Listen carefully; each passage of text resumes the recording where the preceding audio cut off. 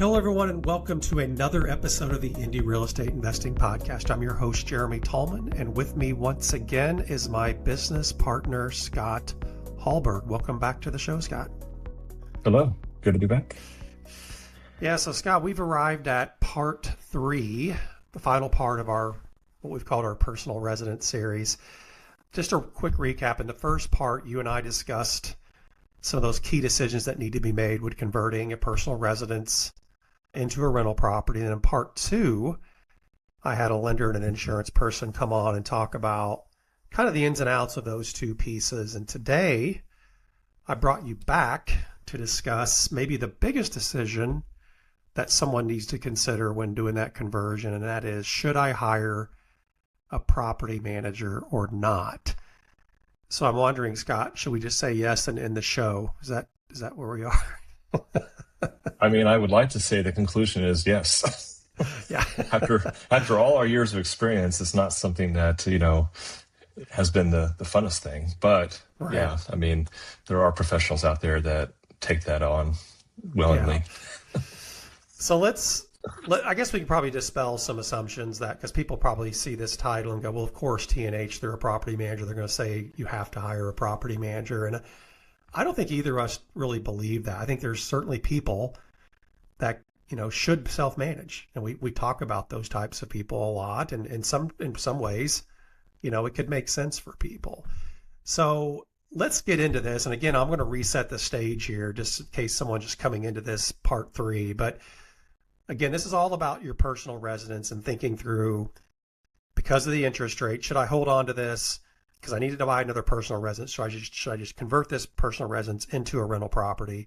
Part 1, again, we talked about that mindset that you need to get into to be a landlord. Part 2 is kind of getting couple of ducks in a row about lending and then insurance, because both those things need to change. There's going to be some considerations you need to think about there.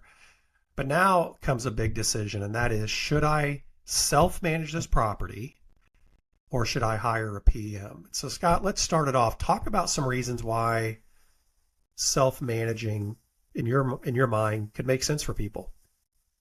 Yeah, we've discussed this with people in our industry a few times, and someone once told us that he always recommends that you manage your property for maybe the first year yourself, just to get your feet wet, learn how to do it, and it also allows you to realize how hard it is, and then that way you're not so, then you understand the position of a property manager, you get that experience.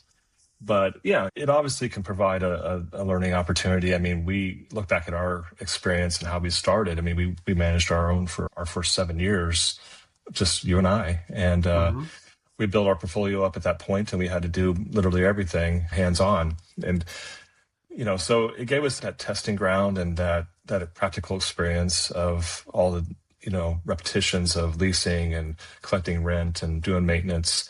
And so, yeah, I mean, it kind of forged our experience. Yeah. But, at other times, depending on your situation financially, I mean, if your margins are tight or if you have financial concerns, it definitely is a lower cost option. But you're going to pay for that with your time, Yeah. So, but yeah, I mean, if you manage the property, you get a sense of how it works. And then, if at some point later you hire a property manager, it allows you to understand their duties and why they do what they do. Yeah. I think it's interesting because I do hear people say, hey, just manage it yourself for the first year or two. You'll really get to understand things. And I understand that position. But when I think about a new investor, they're at the very beginning of the learning curve. Like, they know nothing for the most part. And I don't mean that to be disparaging. I mean, when you enter a new venture, you start to learn and you learn and you learn. And you would hope that learning is a little linear, that you know more this year than you did last. And then in 5 years, you know a whole lot more as you do something, you get a lot more reps and experiences and different challenges you face. But I think it could be risky to manage right off the bat because there's so many things you don't know. And again, there's a lot of great resources out there. There's playbooks written on how to manage a property the best way. I totally get that. But unless you do it every day, unless you know how to handle certain situations, I think it could be risky, but I understand that urge to say, I want to try this because I feel like I can do this. It's not rocket science. It's managing a property. But so yeah, I think that is one way to do it when you first start out. It's like, hey, I want to look at this as a learning curve. Or like you mentioned, I have really tight margins. I'm basically at break even cash flow. So I'm going to try to save as much money as possible and manage this myself. So moving on, Scott, for people who do want to self-manage, what do you think are the things that they really have to have in place to make this, to give them the best shot at success, I'll say? Yeah, I mean, look, I agree with what you said. I don't think that I would say that you should go into it blind. And so, I think you having one property, because these are, your first property, you're converting your own property into a rental property, gives you the playground, without that high pressure of having a quad or a duplex even. So yeah, I mean, I would definitely do some training. I would invest some time into learning before you actually put a resident into the property. And that way, there's several good resources out there. Back in the day, we both read a couple books each, and those are still around in print format and audible formats, of course. But now there's a lot of other resources out there on the internet. So do your research, plan. It's just like buying a car. I mean, you're not going to just welcome to a dealer and say, okay, I want that one. You're probably going to do your research before you start, and you actually make a selection for most part. But yeah, I mean, other things as well is that you'd want to have, probably establish some type of business entity. I mean, I think that's best for liability protection. That comes into play with like having a dream team. And we have some information about that on our website. But you're looking at legal, insurance, you want to check into the insurance changes, and then look into accounting and tax prep, because at the end of your first year, you're going to have to deal with that. And it's a little different, because you now own a business in a sense. Yeah. Yeah. That's, a great team is what I had written down. Like you need, and we've talked a lot about this, like you mentioned our blog out there. I won't go into every aspect of what that team looks like, but there's a lot of people. You can't manage this thing in isolation. You're not going to be successful, likely. So just a basic example is a really good attorney prepared lease. Don't pull out a lease that you signed with an apartment community maybe 5 years ago and think you can just replicate all those clauses, because you need, again, an attorney that can prepare a really good lease for you, that it considers modern or more current issues that we may be facing in our market. And so that's just one example, but you got to have that team in place to give you a really good chance for success. What do you think self-managers, in your opinion, underestimate the most? Like, they decide to do this, they get into it, and it's like, wow, I didn't realize this. Well, I mean, just like your very first statement, I mean, I think, it comes into play probably absolutely everything, because you don't know. I mean, it's all new to you. But no, I think the biggest thing is that once you get into it, you realize how much time it does take. And I think you underestimate the time it does involve. And so, yeah, depending on your personal situation, do you have the space to do that? To effectively, do showings and to be available, pretty much 24/7. If there's a maintenance issue, that does eat into your personal life quite a bit. And we had that experience early on ourselves. So yeah, I mean, at the end of the day, I think it's cost as well. I think, we probably know what it's like to go and fix something ourselves. I mean, we just spend an all day Saturday, we go to Lowe's and buy a $20 part and spend 4 or 5 hours tinkering with it to get something fixed at your personal house. I mean, you have the luxury to do that. And, once there's a resident involved, I mean, you have different timelines. And when you have to hire out, you don't realize what a professional technician costs. And so underestimating the cost involved as well. Yeah, that's a really good point. Things are expensive. We've talked a lot about this, a lot about that on this podcast and through blogs and messaging to our clients. It's just expensive to do anything related to home improvement and repairs. Yeah, my thoughts are, like you mentioned, just the time involved. I think particularly in vacancy, you're probably going to make multiple trips to that property, whether it's to confirm work was done, or if you're doing your own work, you're just doing the work, showings, lockbox management, making sure things are, if you don't have a showing for a couple of weeks, you may want to head over there just to make sure things are okay, right? Because we know vacant properties are at risk. So it's just all that time. And then I also wrote down like interruptions, because even if it's occupied, you don't know when something's going to happen. And we're going to do something soon, I think, on managing extreme weather, but particularly in those types of events where it's super, super cold out, or like the weather we've had more recently, with just lots and lots of rain and lots of more rain coming, there's a lot of things that can happen to a property. And you got to kind of be ready to react to that quickly, because a resident, again, is not going to sit around and wait for you to fix their furnace over a number of days, or remove water from the basement, or whatever, that might hit you. There's going to be a lot of interruptions. So at the same time, though, to be fair, I think there's a lot of circumstances where we hear that, hey, I moved someone in, I put an ad out, I leased it right away, and I haven't heard from them in a year. That's the other end of it, and that can happen. It's not normal, but it can happen. But again, I just think the idea that it's going to be a time-intensive activity, and you have to be prepared for that. So, Scott, what in your mind are the solid personality types, do you think, for self-management? I think it does take a certain temperament to self-manage. What do you see there?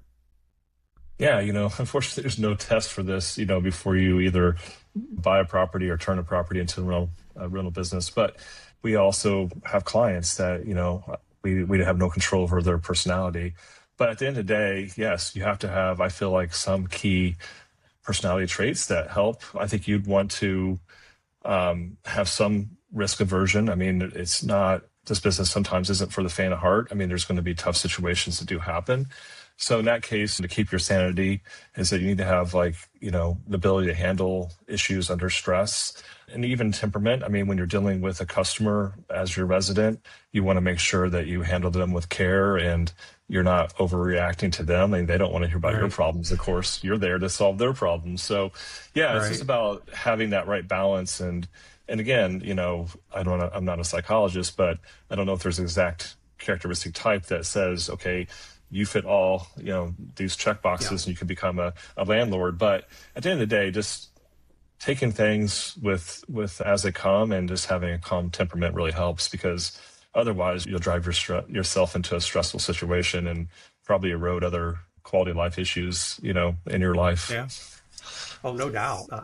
I've talked to self-managers who have told me, like, this is impacting my family life. Like, I don't want to deal with this anymore, because I have a wife and I have a kid now, and it is impacting me. And yeah, I think those are all good things. And I would say this, to me, as I think about it, and this is not just self-managers, but just anybody who owns rental real estate, is perseverance, I think, and resiliency are two really key characteristics to have when you own rental real estate. We've talked about this a lot. It's you build wealth slowly with rental real estate, and there's going to be some years that are just really tough. You and I went through one. 25 was not a good year for HVAC replacements. Just all kinds of things happened to us. I've actually did a video on that, just how much money we spent on HVAC and those big ticket items. So, those aren't sustainable every single year, but there's going to be years that are really good too. And so you have to kind of plow through it and realize at the end of the day, there's something waiting for you down the road. But it's not a passive thing. It's just something that you got to be tough and understand that this is part of it. You got to be very clear-eyed, saying, this is what I know. I knew this could happen. It's happening now, and I just got to get through it. And that's easier said than done, right? So there's a lot to think about there, I guess. Yeah, for sure. I mean, it's a get rich slow process, and you're not all of a sudden going to be able to take lavish vacations because you have potentially a rent check coming into you off of it. You'll want to probably set that aside for operating your business instead. It's actually better to probably not spend those proceeds as they come in, because you're going to have things that come up in year 2, 3, etc. But yeah, Absolutely. We've had some tough years where we had a big hailstorm that came in and wiped out, 10 roofs or whatever. That's because we had several properties and they're all kind of condensed in the same area. So that was a little bit of a challenge, but. Yeah. Gosh, I remember that hailstorm. Just a lot of damage. Good. It was a good time to be a roofing company back then, because there was a lot of roofs getting replaced around here. So, I think it's maybe should have led the show with this, honestly, Scott, because I looked this up and I said, how many, because you and I have watched this over the years. how many people self-manage versus hire a property manager. And there used to be a pretty big disparity. I think when we first started getting data on this, like many years ago, it was like 70% self-managed, 30% used a property manager. The more recent data is about 50-50 now, which I think is interesting, that we're seeing more landlords seeing value in property managers. And frankly, I think the bigger key here is property managers are getting better. It used to be just back office, like I can't sell real estate, I'll manage it, because anybody can do that. And that's kind of the result that landlords got with property managers. They weren't very good. They just weren't. And we've talked a lot about one of the impetus for us starting a property management company was we couldn't find anybody locally that we felt comfortable with. So it looks like there's that trend going because there's more trust and confidence in third-party property managers, and people are utilizing them, which I think is interesting. So let's talk about that. Let's switch gears here and say, what do you think, in your opinion, the greatest value PMs provide people? Just curious your thoughts there. Yeah, obviously it's been our industry and our careers for a long time. So yeah, I think it's interesting how you outlined a change of percentage of use, and I think a lot of it has to come with the fact that people are owning properties that are not local. So Yeah. there was a time where investing was a very local activity. I mean, when we first started, we had actually very active local groups that would meet and talk about landlording. And, all the old time landlorder people were old crusty old guys that would come to this Moose Lodge or whatever it was and talk about all the ups and downs of landlording. But now you're seeing that there's really no barriers and there's no boundaries as far as location. I mean, you can buy a home virtually anywhere now remotely, and therefore, having that does probably increase the need for having additional resources to handle the day-to-day things. But I think overall, when an individual person, is trying to decide, okay, should I hire a property manager? It really comes down to the main point I made earlier was, does the value of your time exceed the cost of hiring someone to do this work? There's a lot of books out there saying that you should value your time wisely and put a dollar value on that. And then why would you do something that's a lower cost if your time is more valuable? So it's like, same reason why you'd have an assistant, maybe doing basic duties instead of spending your time doing that. You definitely outsource it. Yeah. Yeah, I think that's right. We've talked a lot about that. When the value of your time exceeds the cost of the service, that to me is when that lever flips. But you're right. You have to say, what is my time worth? What does it cost me to have a property manager? And then make that determination, because we've talked about this a lot, is that we were looking for a property manager. We were out looking at homes all day at sheriff sales and managing turnovers and, doing inspection response stuff. That was very high value use of our time.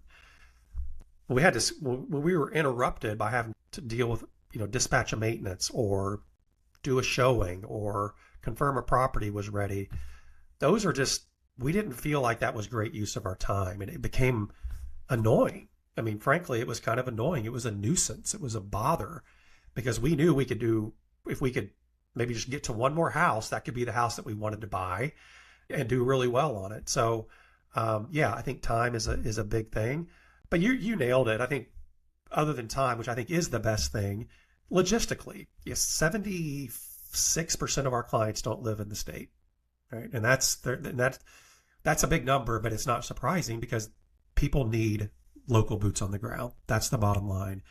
Technology, unless, I know robots are coming and humanoids and all that good stuff, it's down the road, but people need boots on the ground. You can do some things sitting in California with your property in Indiana, but you ultimately need someone on the ground. And I would argue someone that's super skilled at understanding the market and the nuances of it, working for you. So that's what I think it provides. Like if we bought a property, we've always been very conservative that way, Scott, because when we were buying our rental properties, it wasn't real common to buy out of state. We didn't see a lot of that.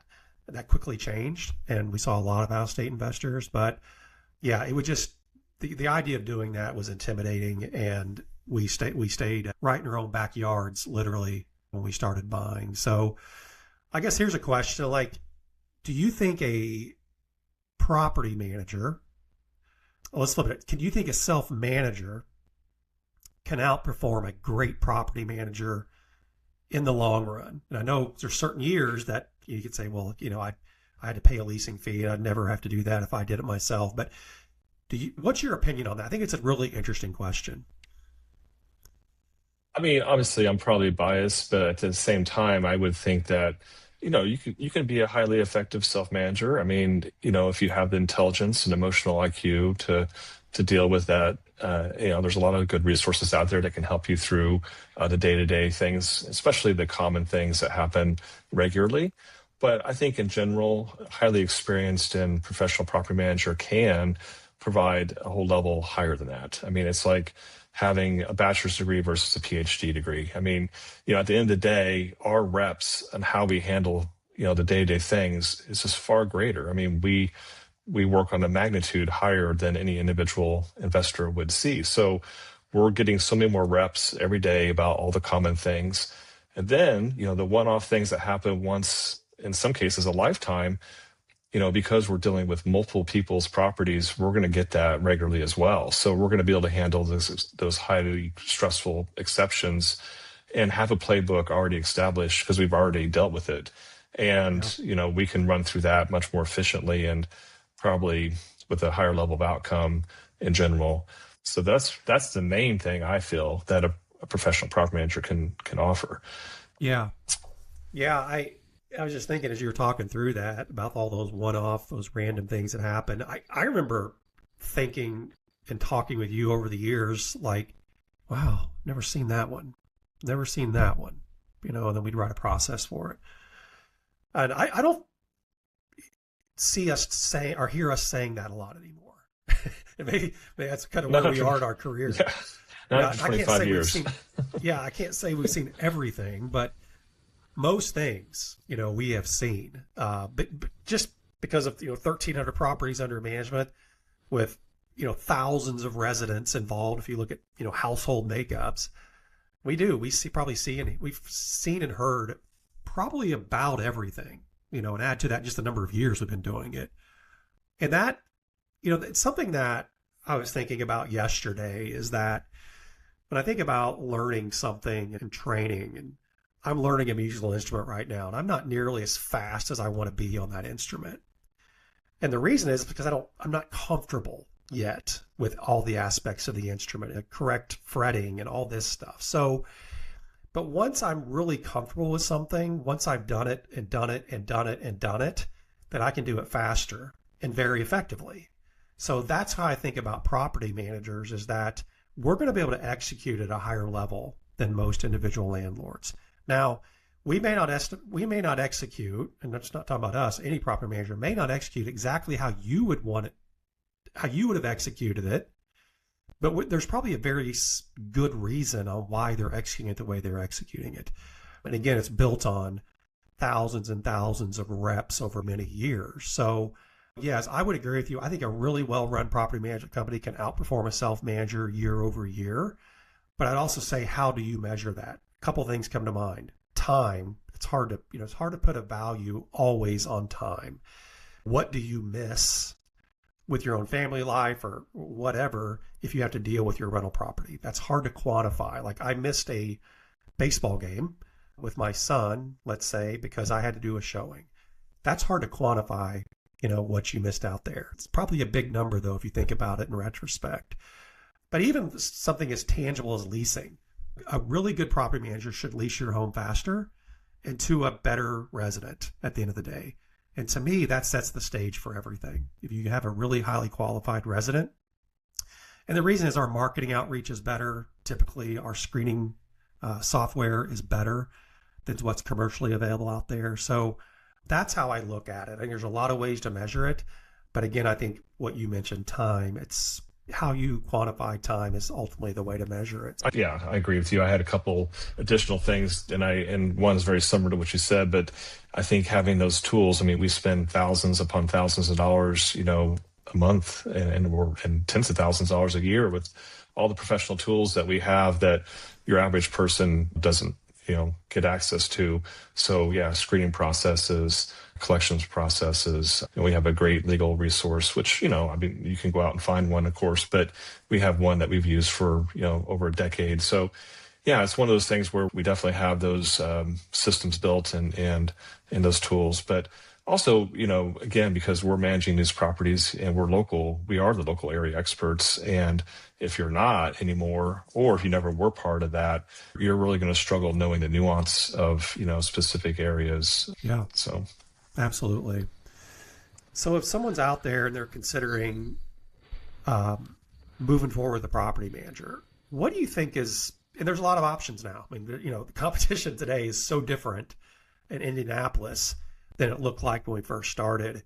But so if you Google Indianapolis property management, if you go to chat and put it in, or Claude or whatever, you're gonna get a list of some options out there. But if T&H Realty didn't exist, Scott, and or just like it went away, and we have all these rental properties, and we have to, what would you look at? What would be your differentiating factor to decide, and maybe try to say, I don't know anything about other property managers, you're just like going into it green. What would be the number one factor you would evaluate between the different PM options out there? yeah, I think there's several factors I would be concerned about. First of all, I think I would want to know their experience level, if they're a newbie or if they've had multiple years experience. The size of their team also matters in my mind.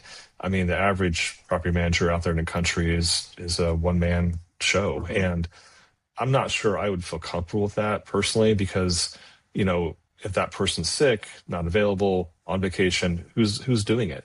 And, so you want to have a size of a company that could handle, without any skip beats, literally every day, 24/7, all the ins and outs of managing that property.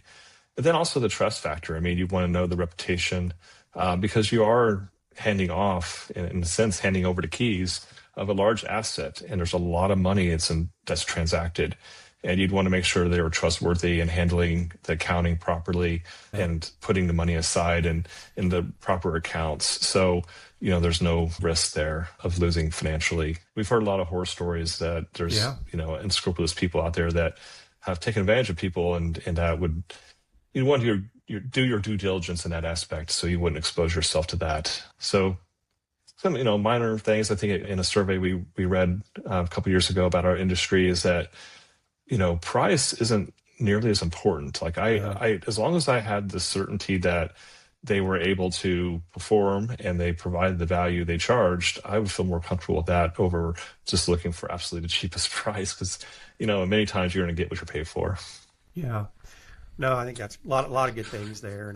And for me, it would come down to experience, because we know how difficult this business can be, how residents can be, how houses can react to certain conditions. And I just want someone who's had a lot of repetitions doing what I want them to do.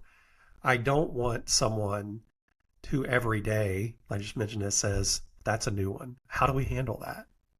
I go to property management forums and I see people asking the absolute most basic questions you could think of that probably 50% of landlords who self-manage know the answer to.